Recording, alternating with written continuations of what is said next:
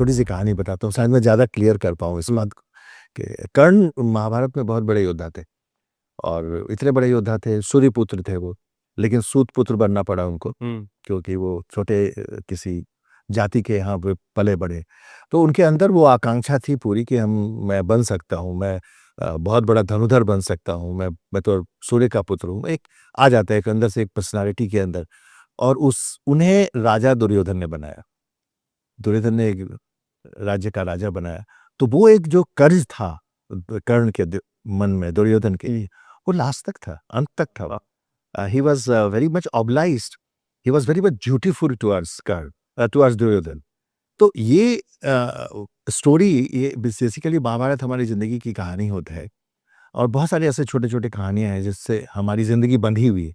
तो ये जो एक ऑब्लिगेशन है या आप कह सकते हो ये जो मतलब ह्यूमैनिटी का एक जो एक तार है, ये बेसिकली सबके साथ होता है। डॉक्टर्स भी जैसे अगर किसी हॉस्पिटल ने किसी डॉक्टर को बहुत अच्छा एक पोजीशन दिया है, एक अच्छा रिस्पेक्टिव जगह दिया है प्रैक्टिस करने के लिए और लोगों का पेशेंट्स के लाइनअप्स दिए हैं, तो डॉक्टर को भी लगता है कि नहीं मुझे मैं कर्जदार हूँ। हाँ, मैं कर्जदार हूँ, मुझे इसका ऋण चुकाना चाहिए, मुझे इस पे परफॉर्म करना चाहिए। तो ये करते-करते इंसान जो है कई बार अपने मिशन से अलग हट जाता है, इसमें कोई शक नहीं। Karna despite having all the good things, यही याद रखा जाएगा तो उन्होंने दुर्योधन का साथ दिया। इनफैक्ट वो किसी का साथ नहीं रह पाए। हाँ। उनकी माता कुंती उनसे मिलती है सिख युद्ध के पहले और उनको ये बोलती है कि तुम्हारे ये भाई हैं, तो तुम जो है वो ऐसा मत करो और जो भी गलतियां उस समय हुई लेकिन अब तो तुम बड़े हो गए हो, तुम समझ सकते हो अच्छे और बुरे में फर्क समझ सकते हो। तो उन्होंने बोला कि देखिए मैं तो कटिबद्ध हूँ, ड्यूटीफुल हूँ दुर्योधन के लिए, तो मैं उसको धोखा नहीं दे सकता, वो मेरा फ्रेंड है। हाँ, मैं इतना तुम वचन देता हूँ तुम्हें कि मैं अर्जुन को छोड़ के किसी को नहीं मारूंगा। सो कहीं न कहीं वो 2 कॉन्ट्रैक्ट में बन गए, इधर भी और उधर भी। And you see that Mahabharat में आप देखिए कि कर्ण जस्टिफाई नहीं कर पाते लास्ट तक। डिस्पाइट इसके कि अर्जुन उनके सामने कुछ नहीं है, लेकिन कर्ण जो है वो नहीं कर पाते हैं जस्टिफाई, वो बँट जाते हैं 2 जगह। हमारा मेडिकल साइंस भी आप अगर आप बात करें अगर प्रोफ़ेशन भी, तो कहीं न कहीं इस दौर से बहुत सारे डॉक्टर्स गुज़रते हैं, बहुत प्रोफ़ेशनल गुज़रते हैं इस दौर से, कि वो कहीं न कहीं ऑब्लाइज़ हो जाते हैं, ड्यूटीफुल हो जाते हैं। इंस्टीट्यूशन के लिए ऑर्गेनाइजेशन के लिए जिसके साथ वो जुड़े हैं और इस तरह की घटनाएँ होती हैं, हो जाती हैं जहाँ पे रेवेन्यू हावी हो जाता है केयर के ऊपर। सो या दिस हैपेंस बहुत सारे केसेस हैं इसको लेके जो हमारे पास आते हैं। But still there is a hope क्योंकि मेरे ख्याल से मैंने जैसा बोला कि शायद ही 2% या 3% ऐसी घटनाएँ हैं। नहीं तो नॉर्मल जो है doctors are very dutiful, they are very caring for the patient. अब एक डॉक्टर को मुझे पर्सनल उसके घर पे जाके मिलना है या फिर उसके क्लिनिक पे मिलना है, तो वो कॉस्ट अलग होगा। लेकिन वही डॉक्टर किसी कॉर्पोरेट हॉस्पिटल में बैठा हुआ है, तो डॉक्टर के हाथ में भी कुछ नहीं है। Every system runs by corporate basically, वो उनका कंप्यूटराइज़्ड सिस्टम है। आप यहाँ आइए, फाइल बनाने का आपको ₹2000 देने हैं, डॉक्टर्स को देखना है तो ₹2500 देने हैं। हो सकता है डॉक्टर को ₹1000 ही मिलता हो उसमें से, लेकिन वो सिस्टम है वो पूरा, वो सिस्टम में पेशेंट को they end up paying more money और अब कहीं न कहीं डॉक्टर्स को भी पेशेंट तक पहुँचने के लिए इस सिस्टम की ज़रूरत है। तो ये एक ऐसा माहौल, एक ऐसा सिस्टम बन गया है जहाँ से एस्केप पॉइंट बहुत कम है, नहीं है एंड यस हालात बहुत सही नहीं है और इसको और सही किया जा सकता है। हालाँकि गवर्नमेंट बहुत सारे नॉर्म्स लाती रहती है अभिषेक सर और आपको जान के बहुत सरप्राइज़िंग भी लगेगा कि डॉक्टर्स आर द प्रोफेशनल्स मेरे ख्याल से only professionals in India Bharat की बात अगर मैं करता हूँ, जिसके अगेंस्ट में सबसे ज़्यादा एक्ट्स और लॉज़ हैं। A doctor has to undergo more than 44 types of acts मतलब अगर कुछ भी इधर से उधर अगर होता है, तो डॉक्टर इज़ इट सो मतलब डॉक्टर्स फँस सकते हैं। इतना रिस्की इतना है। रिस्की है। तो मैंने जैसा बताया ना कि जब रिस्क बहुत ज़्यादा हो जाए, बहुत ज़्यादा आपको लगता है कि मेज़र करके हमको चलना है, तो आदमी थोड़ा केयरफुल भी हो जाता है। चलो करते हैं, देखेंगे हम लोग। दूसरी बात ये है, दूसरा साइड पहलू इसका ये है कि हमारे पेशेंट को सिर्फ इसलिए भी करना पड़ता है, क्योंकि पेशेंट को मालूमात नहीं है, दे डोंट नो एग्ज़ैक्टली कि अगर हमारे साथ कुछ ऐसा हुआ है, अगर कुछ कोई प्रॉब्लम अगर हुई है, तो मुझे एग्ज़ैक्टली किसको अप्रोच करना चाहिए, कहाँ जाना चाहिए? आजकल इनफैक्ट मेडिकल बॉडी है, अब तो एनएमसी हो गई है। तो एक पेशेंट को अगर डॉक्टर से शिकायत है तो एनएमसी ये कहती है कि आप सीधा हमारी बॉडी को अप्रोच करो। एनएमसी, हाँ, नेशनल मेडिकल काउंसिल। अच्छा। तो वो लोग ये कहते हैं पेशेंट को कि आप हमें अप्रोच करो, देयर इज नो प्रॉब्लम। कोई भी डॉक्टर, क्योंकि एनएमसी ही बताता है कि आप डॉक्टर है। आप डॉक्टर क्यों हैं? क्योंकि आपके पास रजिस्ट्रेशन है, मेडिकल रजिस्ट्रेशन है, आपने पढ़ाई की है और उसके बाद उसको देख के बॉडी जो है उसने आपको रजिस्ट्रेशन नंबर दिया कि आप प्रैक्टिस कर सकते हैं। अगर वो रजिस्ट्रेशन नंबर आपसे ले ले तो आप लेमैन हो जाएंगे, आप प्रोफेसर हो जाएंगे, आप डॉक्टर रहेंगे नहीं। करेक्ट।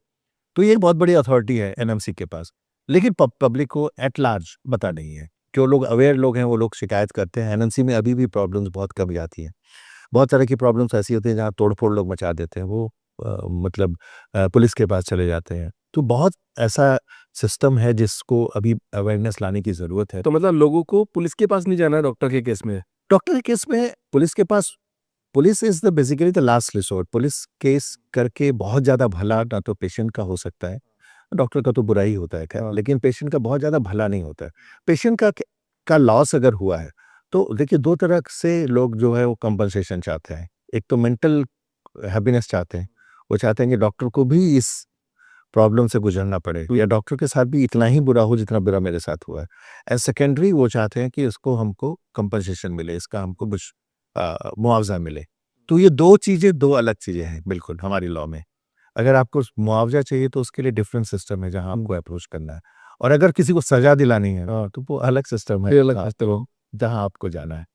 एंड ये इतना कॉम्प्लेक्स है सिस्टम कि एक पेशेंट के लिए प्रूफ कर पाना, जैसे अगर मैंने अभिषेक सर आपके ऊपर इल्ज़ाम लगाया कि आपने ऐसा किया है, तो हमारा लॉ ये कहता है कि आप प्रूफ करिए उसको कि अभिषेक सर ने ऐसा किया है। तो हमेशा इल्ज़ाम लगाने वाले के ऊपर ये क्वेश्चन मार्क ये रहता है हमेशा कि उन्हें प्रूफ करना होता है। और आप समझ सकते हैं कि किसी भी स्पेशलाइज़्ड प्रोफेशनल के अगेंस्ट एक लेमैन बहुत कुछ नहीं प्रूफ कर सकता। करेक्ट। तो ये एक फैक्टर है, ये भी साथ में चलता है। गवर्नमेंट बहुत ज़्यादा लिबरल है पेशेंट्स को लेके, ऐसा नहीं है। अच्छी बातें भी बहुत हो रही हैं। डॉक्टर्स ने अभी तो पेशेंट को ये अलाउ कर दिया है कि आप कहीं से भी, आप सपोज़ करिए आज मैं बैंगलोर आया हूँ मुंबई से और मुझे बैंगलोर में कोई प्रॉब्लम हो गई है, मैं किसी मेडिकल डॉक्टर से दिखाया हूँ और मुझे प्रॉब्लम हो गई है, तो मैं उस डॉक्टर के अगेंस्ट से मुंबई जाके केस कर सकता हूँ। कर उधर जाके। वो भी है, दैट इज़ ऑल्सो देयर। लेकिन अनफॉर्च्यूनेटली आप कह सकते हैं कि इन सब चीज़ों का की मालूमात बहुत एक बड़े लेवल तक पेशेंट्स के पास नहीं है, जिसके लिए भी पेशेंट को बहुत कुछ सफ़र करना पड़ता है। हालाँकि आजकल अवेयरनेस बहुत ज़्यादा हो गई है, अब बात-बात पे प्रॉब्लम्स होने लगती हैं डॉक्टर्स के अगेंस्ट में। अ, हम लोगों ने जब स्टार्ट किया था 25 साल पहले, और 25 साल की जो जर्नी हमने जो देखा है, उसपे हमने देखा कि मैक्सिमम केसेस जो डॉक्टर्स के अगेंस्ट में डिसाइड हुए हैं या होते हैं, उसमें सिर्फ़ और सिर्फ़ एक ही फैक्टर होता है, जब डॉक्टर बहुत ज़्यादा एडामेंट होता है और अपनी कहानी नहीं बोलना चाहता है, अपनी बात नहीं बोलना चाहता है, तो वहाँ पे प्रॉब्लम आती है। तो अ, क्राइसिस मैनेजमेंट एक ऐसा आर्ट और साइंस है आप कह सकते हैं, जिसमें हम लोग डील करते हैं। हम एनकरेज करते हैं डॉक्टर्स को, या हो सकता है you are a human being, गलती हो सकती है।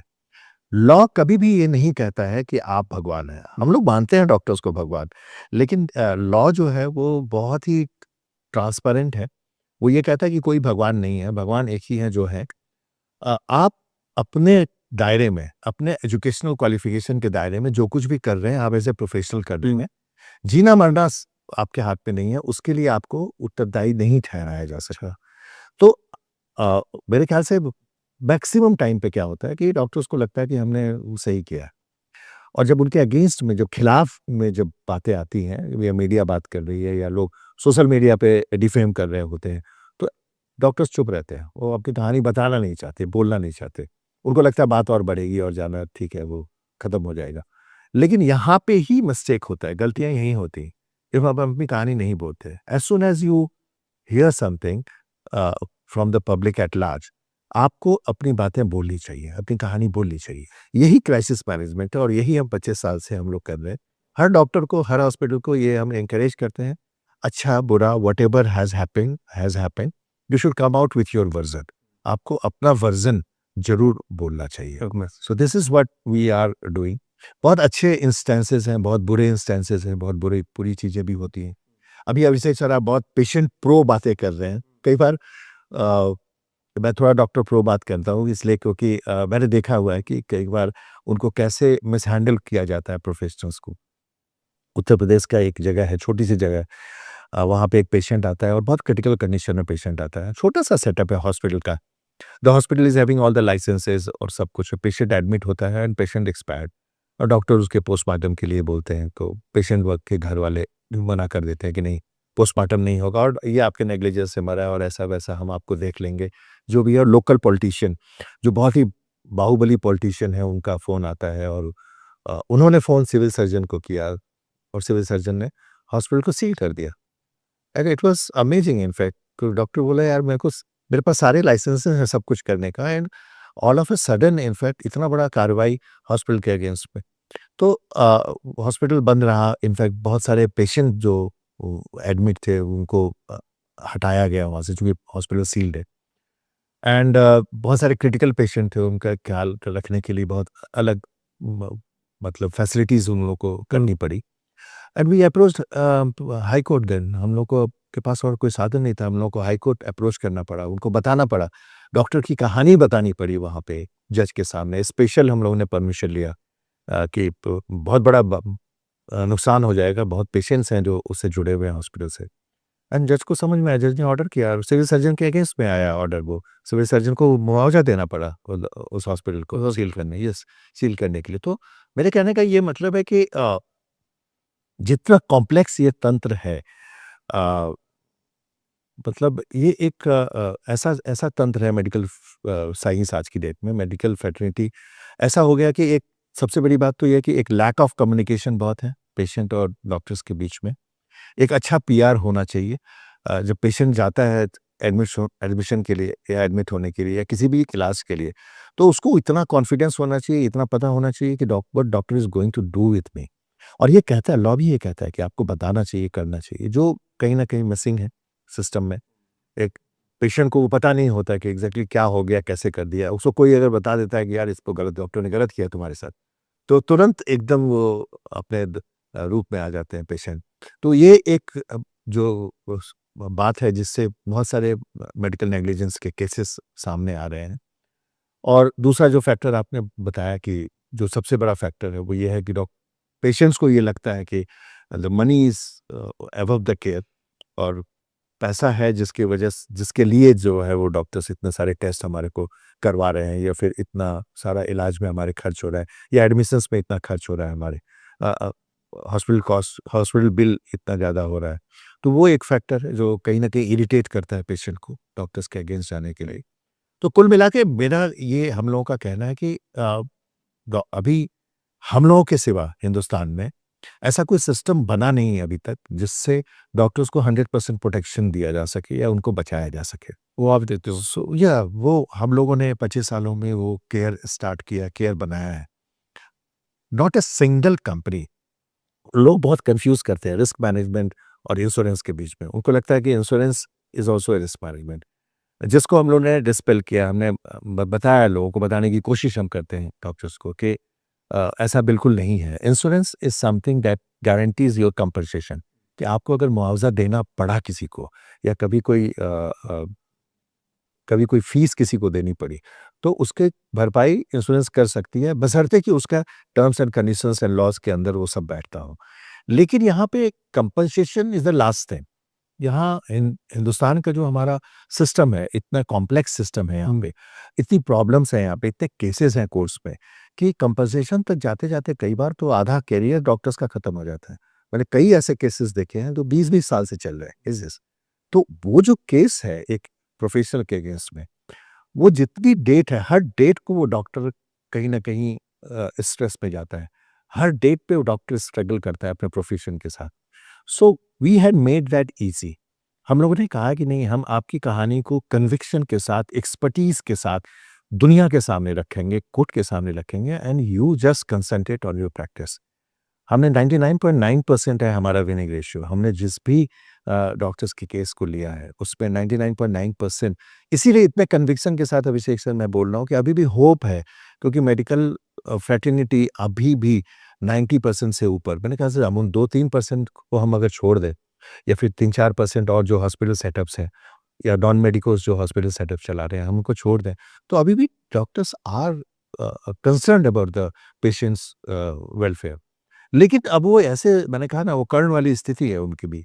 तो वो ऐसे जाल में, ऐसी जगह वो हैं कि जहाँ पे बहुत कुछ उनको सोचना पड़ता है। एक डॉक्टर जाता है 5 साल पढ़ने के बाद जब बाहर निकलता है, और फिर उसके बाद अगर आपने गवर्नमेंट मेडिकल कॉलेज से पढ़ाई की है, तो आपको गवर्नमेंट का ऋण भी चुकाना है, क्योंकि गवर्नमेंट आपको रूरल पोस्टिंग देगी, रूरल जगह पे जाके आपको प्रैक्टिस करनी है। उसके बाद फिर आप जब फ्री होते हैं या फिर आप चुनते हैं कि नहीं आपको प्राइवेट प्रैक्टिस करनी है, तो you have to give compensation to the government. Government को पैसे देने होते हैं, then only you can choose कि आप आपकी प्राइवेट प्रैक्टिस स्टार्ट कर सकते हैं।